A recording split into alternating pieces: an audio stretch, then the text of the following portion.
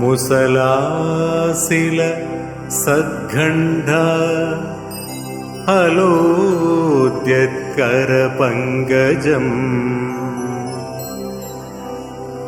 ഗദാവരദ സംയുക്ത വാരാഹി ധീരദപ്രദാ.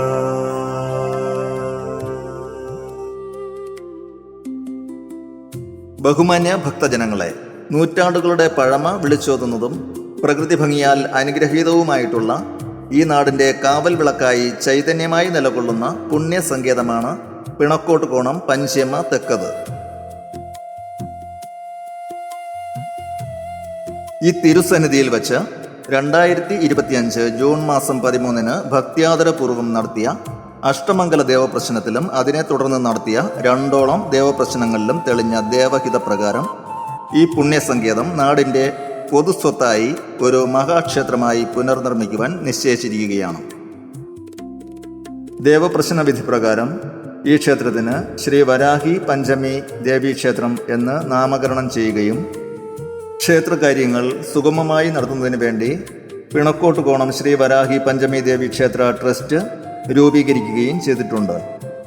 ക്ഷേത്ര നിർമ്മാണവുമായി ബന്ധപ്പെട്ട കൃത്യമായ ഒരു മാസ്റ്റർ പ്ലാൻ ഇതിനോടകം തയ്യാറായി കഴിഞ്ഞു. പുനർനിർമ്മാണ പ്രവർത്തനങ്ങൾ ഭംഗിയായി പൂർത്തീകരിക്കുന്നതിനും ക്ഷേത്രത്തിനാവശ്യമായ ഭൂമി സമ്പാദിക്കുന്നതിനുമായി ക്ഷേത്ര പുനരുദ്ധാരണവും ഭൂമി സമ്പാദനവും എന്ന പേരിൽ വിപുലമായ ഒരു കർമ്മ പരിപാടിക്ക് ട്രസ്റ്റ് രൂപം നൽകിയിരിക്കുകയാണ്.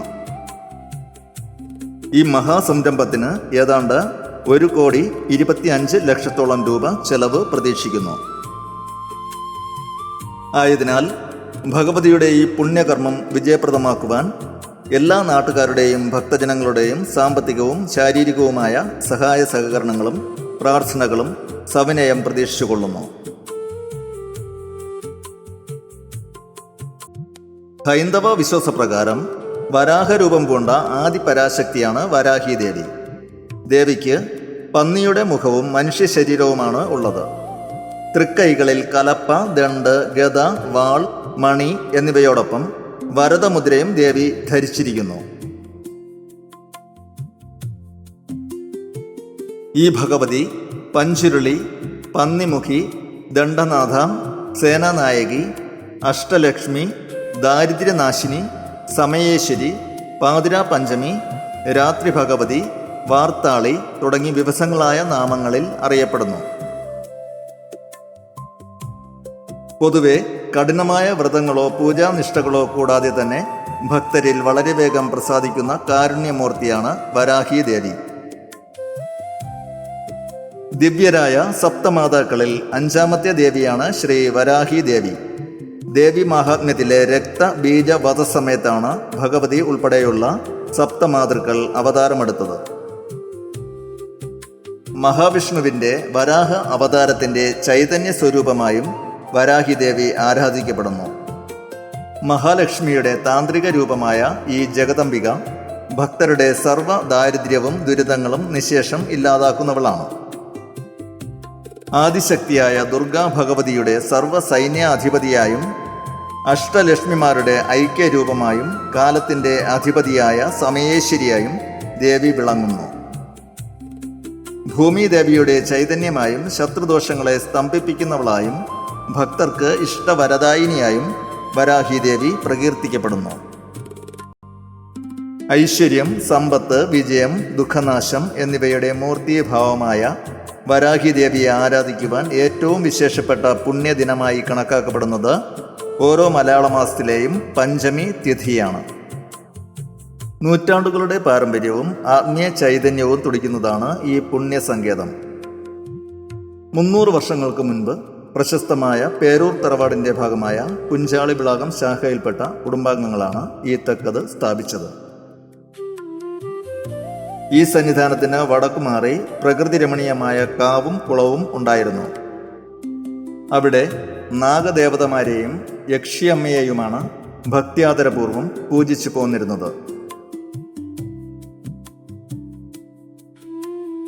പ്രധാന തെക്കതിൽ പഞ്ചിയമ്മ ഗണപതി ഭഗവാൻ, ഭദ്രകാളി ദേവി, ഗുരുചൈതന്യനായ വൈദ്യനമാവൻ, മന്ത്രമൂർത്തി, യോഗീശ്വരൻ, ചാത്തൻ സ്വാമി, മാടൻ തമ്പുരാൻ, ബ്രഹ്മരക്ഷസ് തുടങ്ങിയ പ്രധാന ദേവതകളെയും പേയ്, അറുകുല, മറുത, കന്യാവ്, മുന്നോടി, പിന്നോടി തുടങ്ങിയ ഉപദേവതകളെയും പരമ്പരാഗതമായ പൂജാവിധികളോടെ ആരാധിച്ചു പോന്നു. മുൻകാലങ്ങളിൽ പ്രശസ്തമായ വൈദ്യചികിത്സയും മന്ത്രവാദ ദുരിത പരിഹാര കർമ്മങ്ങളും നടത്തിപ്പോന്നിരുന്ന ഒരു സിദ്ധ കേന്ദ്രം കൂടി ആയിരുന്നു ഈ പുണ്യഭൂമി. എന്നാൽ കാലാന്തരത്തിൽ കാവും കുളവും നശിക്കുകയും അവിടെ കുടികൊണ്ടിരുന്ന നാഗങ്ങളെയും യക്ഷിയമ്മയെയും ഈ തെക്കതിലേക്ക് ആനയിച്ച് കുടിയിരുത്തുകയും ചെയ്തു. കാലക്രമേണ പൂജാ സമ്പ്രദായങ്ങളിൽ കുറവ് വരികയും കാലപ്പഴക്കം കൊണ്ട് ഈ തെക്കത് ജീർണാവസ്ഥയിലാവുകയും ചെയ്തു. ഈ ഒരു പശ്ചാത്തലത്തിൽ ദേവഹിതമറിയുവാനായി ഭക്തജനങ്ങൾ ഒത്തുചേർന്ന് അഷ്ടമംഗല ദേവപ്രശ്നം നടത്തുകയുണ്ടായി. ദേവപ്രശ്ന വിധി പ്രകാരം ഈ പുണ്യസങ്കേതത്തിൻ്റെ ജീർണതകൾ മാറ്റി സർവ്വ ഐശ്വര്യപ്രദമായ ഒരു മഹാക്ഷേത്രമായി പുനർനിർമ്മിക്കുവാൻ ഇപ്പോൾ ദൃഢനിശ്ചയം ചെയ്തിരിക്കുകയാണ്. ഏതാണ്ട് 7 നൂറ്റാണ്ടിലധികം പഴക്കമേറുന്നതാണ് ഈ പുണ്യസങ്കേതത്തിൻ്റെ ചരിത്രം. ഈ ക്ഷേത്രത്തിൻ്റെ പവിത്രത വിളിച്ചോതുന്ന ഐതിഹ്യങ്ങളും ചരിത്ര സംഭവങ്ങളും, തുടർന്ന് ക്ഷേത്രസന്നിധിയിൽ വച്ച് ഭക്തിയാദരപൂർവ്വം നടത്തിയ അഷ്ടമംഗല ദേവപ്രശ്നത്തിലൂടെ തെളിഞ്ഞു വന്ന ദിവ്യ രഹസ്യങ്ങളും ഈ പുണ്യഭൂമിയുടെ മാഹാത്മ്യം വ്യക്തമാക്കുന്നു. അതുമാത്രമല്ല, അതിനെ തുടർന്ന് വിസ്തരിച്ചു നടത്തിയ മറ്റ് 2ഓളം ദേവപ്രശ്നങ്ങളിൽ നിന്ന് തെളിഞ്ഞു വന്ന കാര്യങ്ങളും ഈ മഹാക്ഷേത്രത്തിൻ്റെ അതിപുരാതനമായ പൂർവ്വകാല ചരിത്രത്തിലേക്ക് വെളിച്ചം വീശുന്നവയാണ്. ഈ ക്ഷേത്രത്തിലെ ദേവതാ ആഗമനം സംബന്ധിച്ച ഐതിഹ്യം. മധ്യ തിരുവിതാംകൂറിലെ ചരിത്ര പ്രസിദ്ധമായ തിരുവല്ലയുടെ വടക്കേ അതിർത്തിയിൽ സ്ഥിതി ചെയ്യുന്ന പുണ്യഭൂമിയാണ് ഇഴിഞ്ഞില്ലം. പുരാതന കാലത്ത് ഈ പ്രദേശത്തെ പ്രബലരായ 7 ഇല്ലക്കാരുടെ നാമം ചേർന്നാണ് ഇവിടെ ഇഴിഞ്ഞില്ലം എന്ന് അറിയപ്പെടാൻ തുടങ്ങിയത്. ഭാരതഭൂമിയെ ഉദ്ധരിച്ച ഭഗവാൻ പരശുരാമൻ പ്രതിഷ്ഠിച്ച 108 ശാസ്താക്ഷേത്രങ്ങളിലൊന്നായ ഇഴിഞ്ഞില്ലം ശ്രീ ധർമ്മശാസ്താ ക്ഷേത്രം ഇവിടെയാണ് നിലകൊള്ളുന്നത്. ഏകദേശം 2400 വർഷത്തിലധികം പഴക്കമുണ്ടെന്ന് വിശ്വസിക്കപ്പെടുന്ന ഈ പുണ്യസങ്കേതം ഐതിഹ്യങ്ങളുടെ ഒരു വലിയ നിധിശേഖരം തന്നെയാണ്. ഈ ധർമ്മശാസ്ത്ര ക്ഷേത്രത്തിലെ അതിപ്രസിദ്ധമായ ഒരു ആരാധനാമൂർത്തിയാണ് ബ്രഹ്മരക്ഷസ്. ചരിത്രവും ഐതിഹ്യവും സംബന്ധിക്കുന്ന ഈ പ്രതിഷ്ഠയ്ക്ക് പിന്നിൽ കരളലിയിക്കുന്ന ഒരു കഥയുണ്ട്.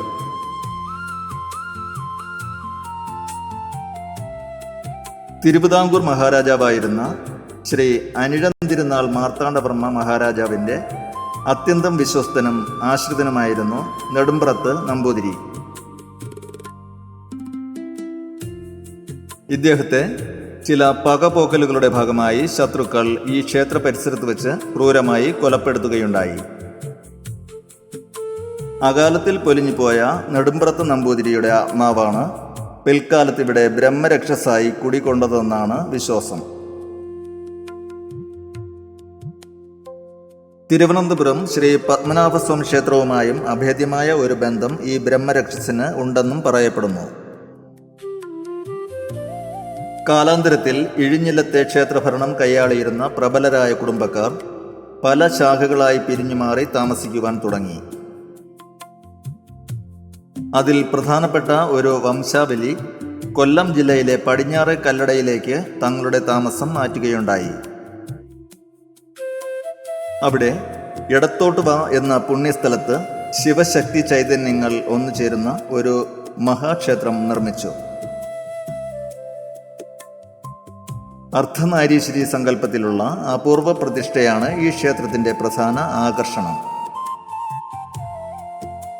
ഇതോടൊപ്പം തന്നെ ശാസ്താവ്, ബ്രഹ്മരക്ഷസ്, നാഗദൈവങ്ങൾ, ഭദ്രകാളി, യക്ഷിയമ്മ തുടങ്ങിയ ഉപദേവതാ സ്ഥാനങ്ങളും ഭക്തിസാന്ദ്രമായ ഈ പുണ്യഭൂമിയിൽ പൂജിക്കപ്പെടുന്നു.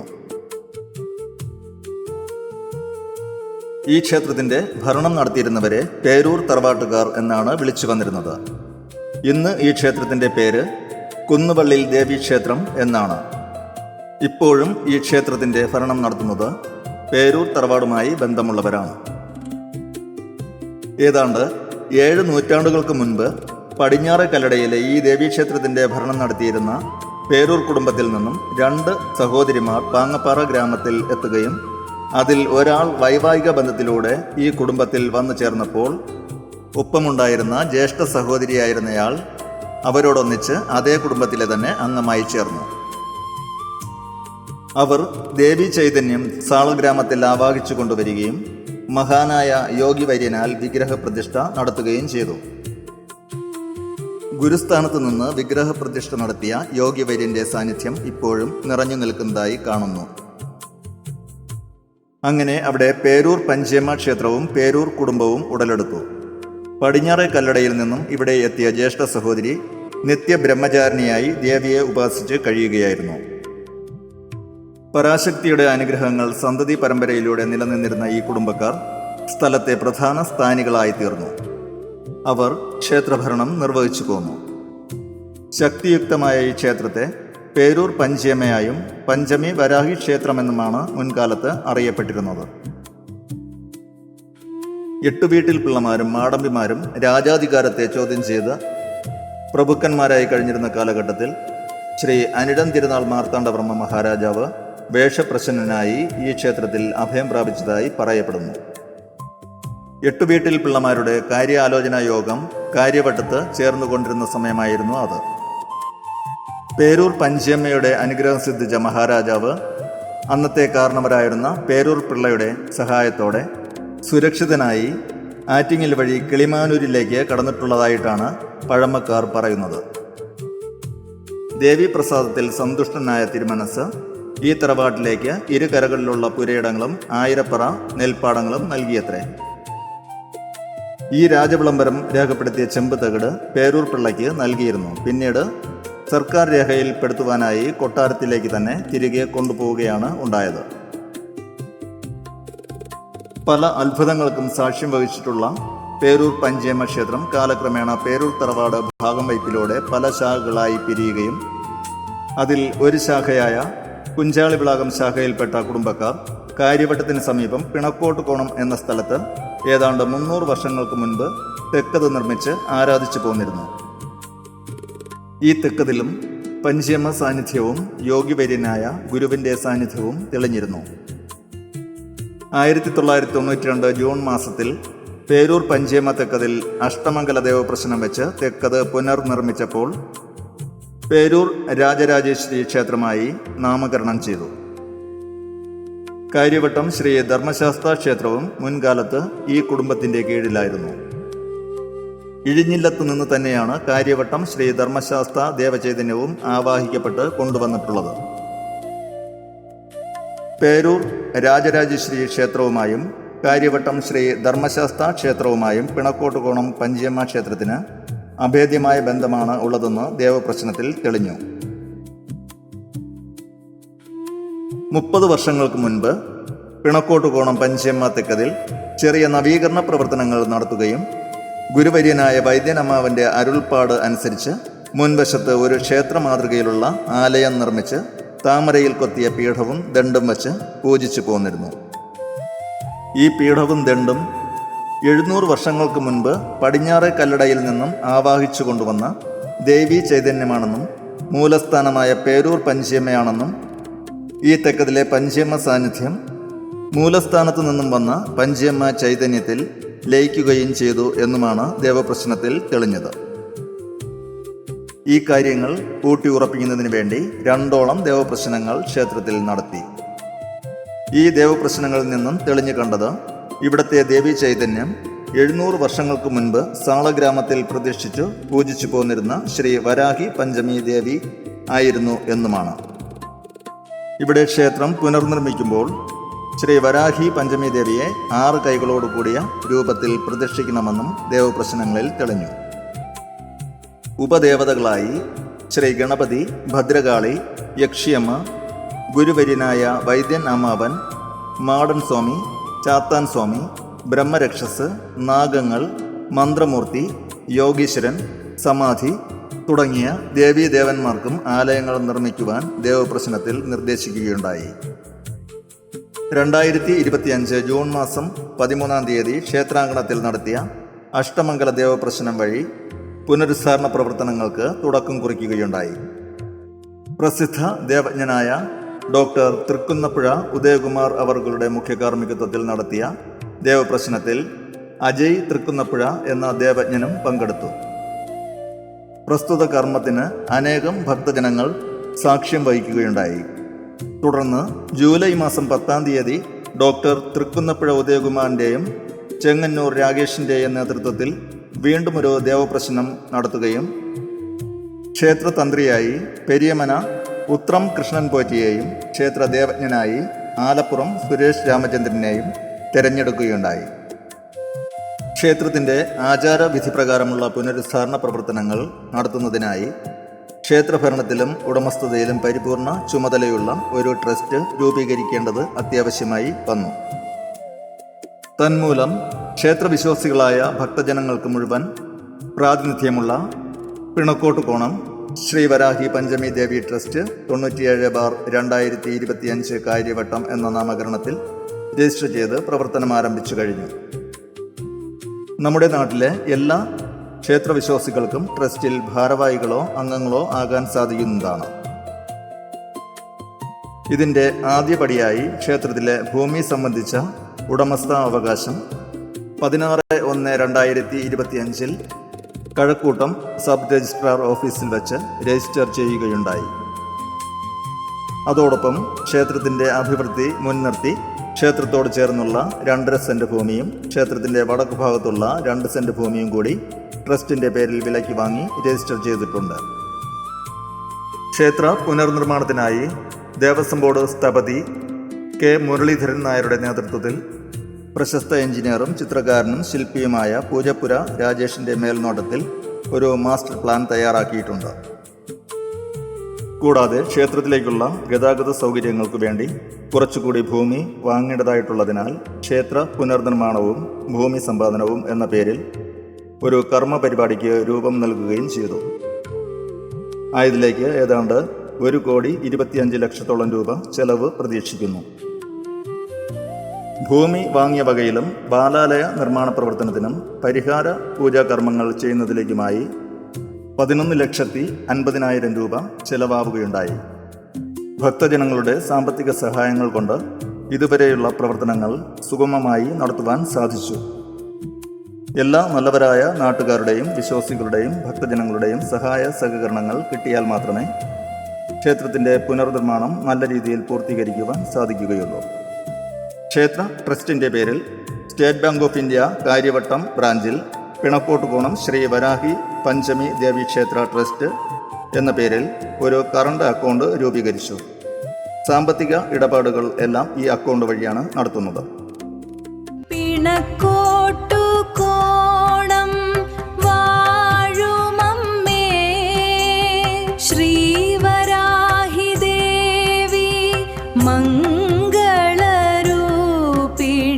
ഭക്തർ തൻ കഷ്ടങ്ങൾ തീർക്കുമമ്മേ തൃപ്തി